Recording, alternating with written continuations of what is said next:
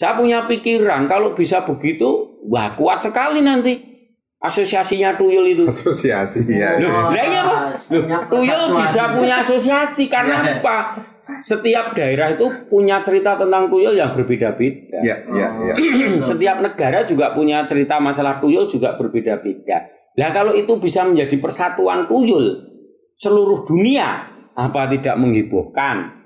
Betul. Ya toh?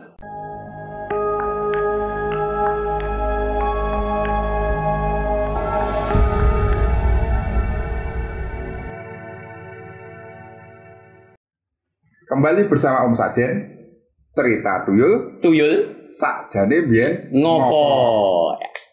Memang tuyul ini menarik untuk selalu diceritakan. Ya. Karena apa? Tuyul ini kan anak kecil. Ya. Ya toh? Ya. Namanya anak kecil itu permainannya banyak. Ya namanya anak kecil, identik dengan bermain. Ya. Oke, malam ini kita akan menceritakan ya tentang apa? Tuyul. Apalagi nih? Yang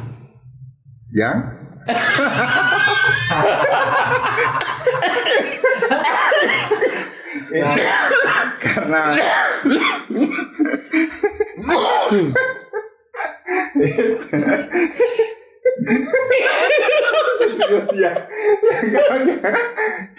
Yang ngomong.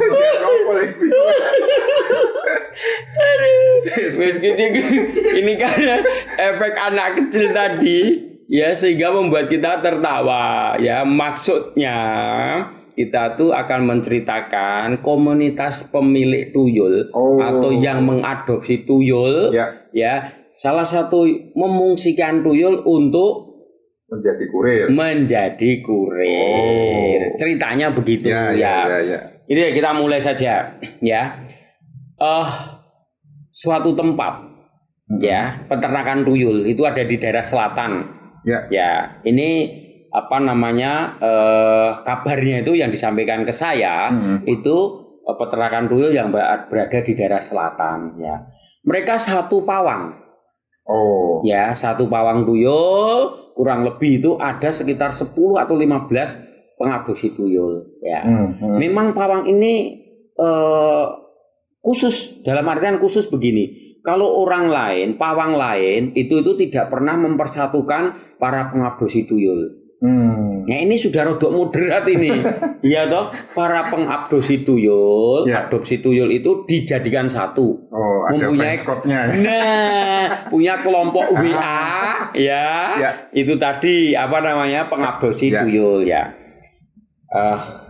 Pawang ini bercerita kenapa para pengadopsi tuyul itu dijadikan satu. Ya. Pawangnya bercerita biar mempunyai kekerabatan yang lebih erat. Ya, karena paguyuban. Tapi satu pawang loh ya, bukan beda pawang. Karena antara satu tuyul dengan tuyul yang lain itu perilakunya kan berbeda. Ya. Nah, dengan adanya persatuan pengadopsi tuyul ini tadi, mereka bisa saling bertukar pikiran.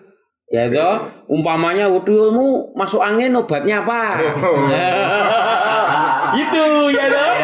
Tuyulmu kok gini kelakuannya gimana caranya? Itu memang punya pikiran yang modern ini si pawang tuyul satu ini.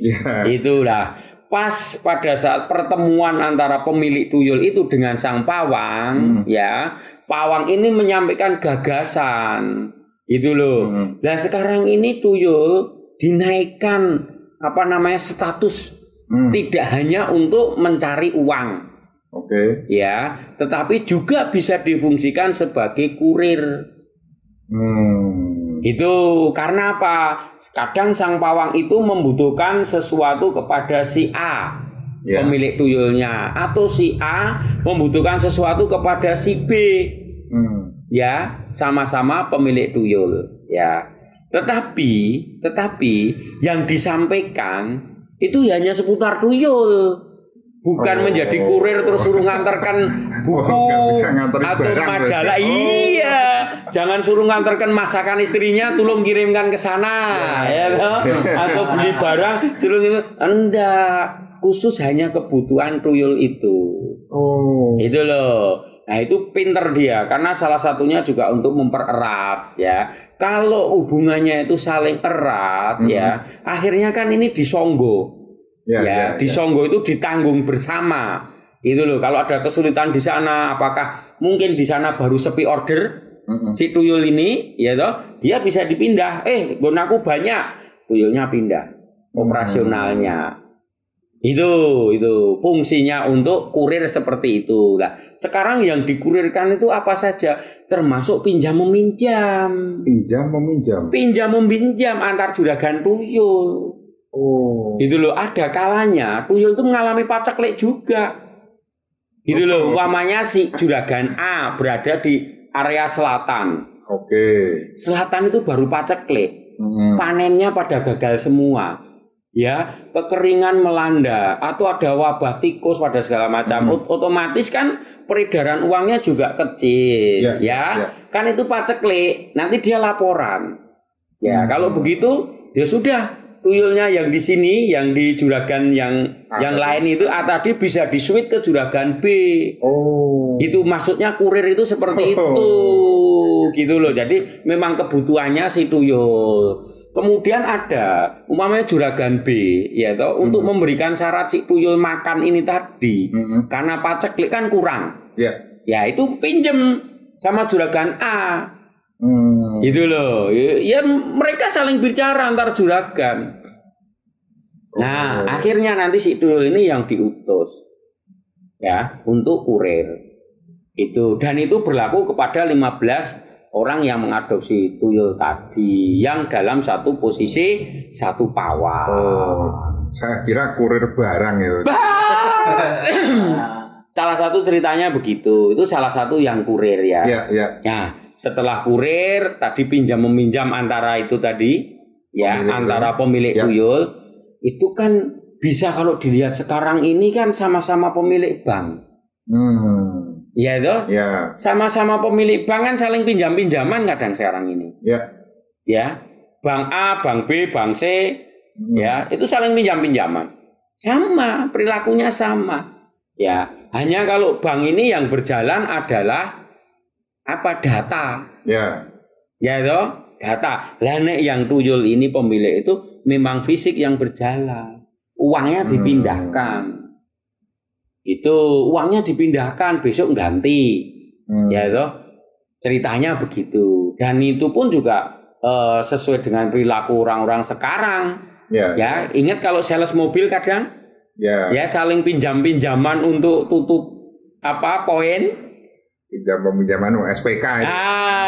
Kan sama tuh pinjam dulu karena ini berlebih masukkan nanti besok diganti bulan depan sama prinsipnya ya. Tapi kalau hanya tuyul karena hubungannya dengan uang itu tadi mereka apa namanya meminjam untuk uang ya. Itu salah satunya seperti itu ya. Dan ada asiknya lagi persatuan mereka erat juga loh ini. Sering mengadakan piknik bareng. Ada gatheringnya. Ya, ada gatheringnya, tapi gathering dalam artian tanda petik. Ya gatheringnya dengan anaknya ya tuyul itu tadi. Gitu loh. Mereka ajak bersama pergi keluar kota piknik untuk melihat daerah. Itu loh sama si pawang. Itu karena apa? Tuyul ini perlu training juga biar lebih canggih. Gitu loh. Tuyul ini perlu ditingkatkan kemampuannya untuk lebih canggih. Itu dan apa? Biar dia tidak begitu manja. Itu semakin sering dibenturkan, semakin sering diajak pergi, semakin sering dia melihat dunia luar dari daerah sekitar, itu tuyulnya semakin pintar. Ya. Makin punya pengalaman dia. Punya pengalaman karena mainnya jauh. Gitu loh.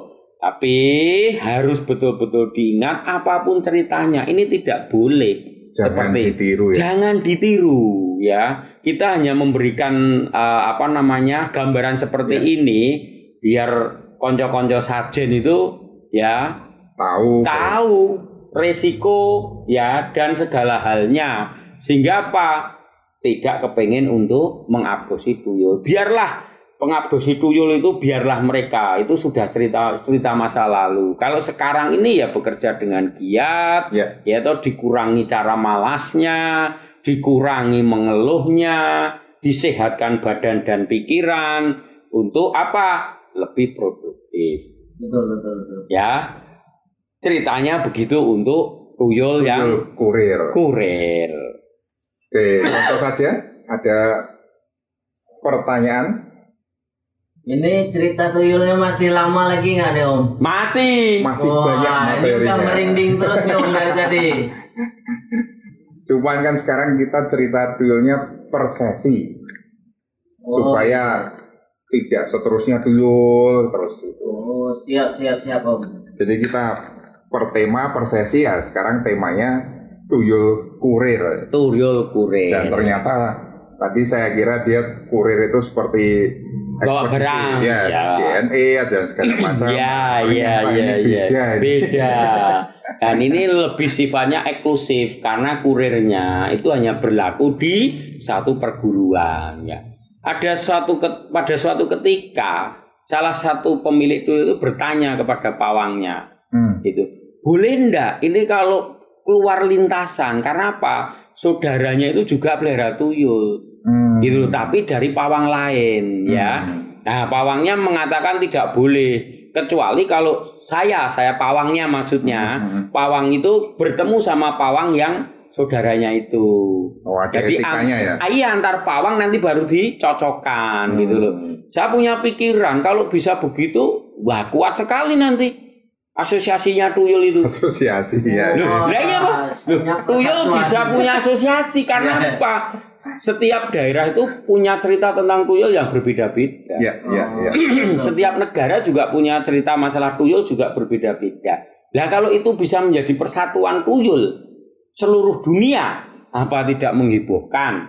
Betul. Ya toh? Apa itu tidak menghebohkan? Tapi untung itu belum terjadi.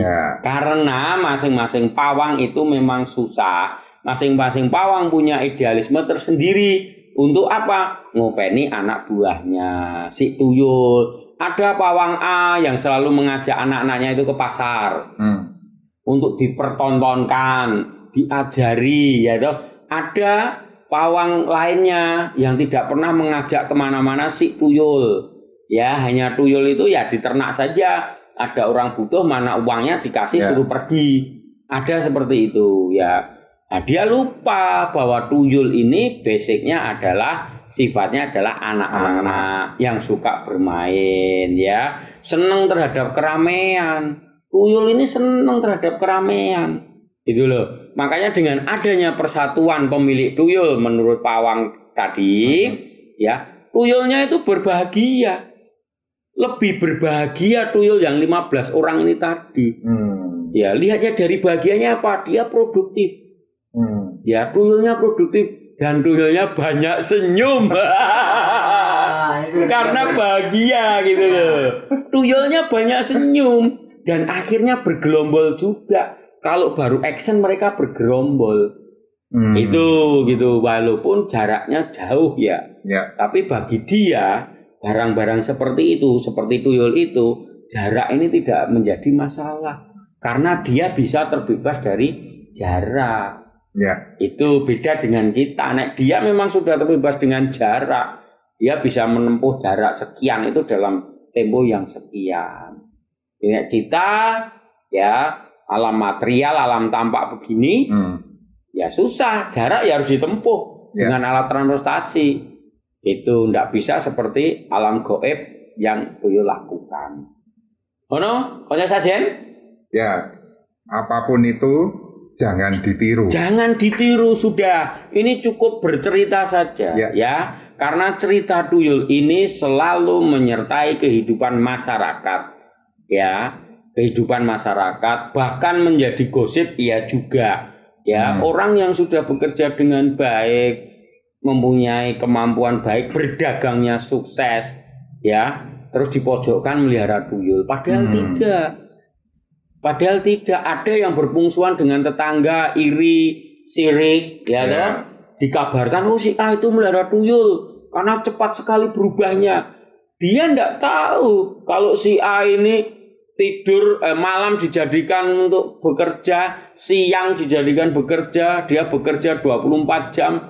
Ya, tetangganya jam 8 sudah tidur, si A ini jam 8 masih kemana-mana untuk menawarkan barang. Ya begitulah kehidupan masyarakat ya. Itu ceritanya begitu. Iya. Ya, itu tadi cerita Tuyul sebagai kurir. Sebagai kurir, ya. Jadi sementara cukup sampai sekian cerita Tuyul sebagai kurir. Ya. Terima kasih untuk konco sajen yang sudah setia menikmati cerita kami. Semoga konco sajen sehat dan selalu bahagia. Sakjane mbiyen ngopo.